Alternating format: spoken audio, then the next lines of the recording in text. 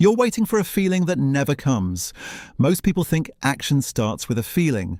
Motivation, excitement, confidence. We imagine this moment where something just clicks, where suddenly we wake up energized, focused, ready to finally start the thing we've been delaying. But that moment rarely arrives. And the reason is not laziness. It's not lack of discipline either. It's something deeper in the way the brain is designed. Your brain doesn't reward starting something uncertain. It rewards finishing something familiar. Neurologically, motivation is largely tied to dopamine. But dopamine isn't just the pleasure chemical people talk about. In neuroscience, it's more accurately a prediction chemical. Your brain releases dopamine when it expects a reward and understands the path to it. That's the key part. Expects. If the brain can't clearly predict the outcome of an action, it doesn't generate motivation for it. This is why people can spend hours scrolling their phone without hesitation, but feel strange resistance when opening a blank document, starting a project, or making an important decision. Scrolling is predictable. Starting is uncertain, and uncertainty is something the brain treats almost like a threat. From an evolutionary perspective, this made perfect sense. For most of human history, trying something unfamiliar could literally get you killed. Exploring a new area, touching something unknown, approaching unfamiliar people, these were risks. So the brain evolved a simple rule: if the outcome is unclear, hesitate. That hesitation today shows up as procrastination, overthinking, or waiting to feel ready. But readiness isn't actually a psychological state that appears before action. It's something that appears after the brain sees evidence that action is safe. There's an interesting pattern researchers see in behavioral psychology. People often feel motivated after they begin a task, not before. It's called the progress principle. When the brain detects progress, even small progress dopamine starts increasing. The action begins to feel rewarding because the brain now sees a pathway forming. This is why cleaning your room feels impossible until you pick up the first few things.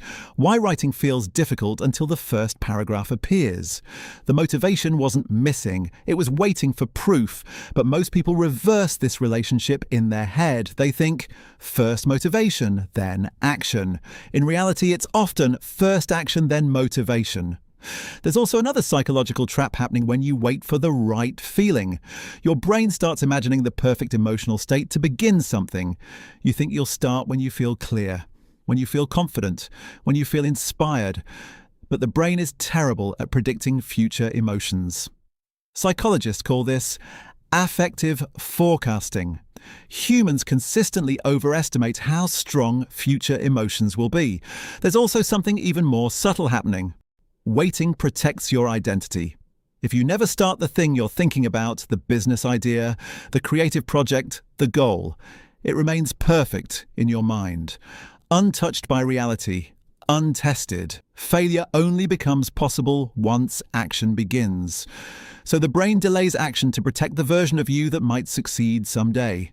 It feels safer to stay in possibility than to face proof. This is why people can spend years thinking about something they care about without actually beginning it, because starting collapses imagination into reality, and reality is messy. The feeling people are waiting for, motivation, readiness, confidence, is usually not the starting point. It's the side effect of momentum. Confidence comes from evidence. Evidence comes from action, and action often starts in a completely emotionless state. There's also a deeper psychological shift that happens once someone stops waiting for feelings. They start trusting process over mood. If your behavior depends on mood, your output will always be unstable. But if behavior depends on structure, habits, systems, schedules, output becomes stable even when emotions aren't. The brain eventually adapts to this. It's removing the expectation that you must feel something first. Once that expectation disappears, action becomes simpler. You stop waiting for the signal that was never supposed to come. Because the truth is, the brain rarely sends a signal that says, "You're ready now."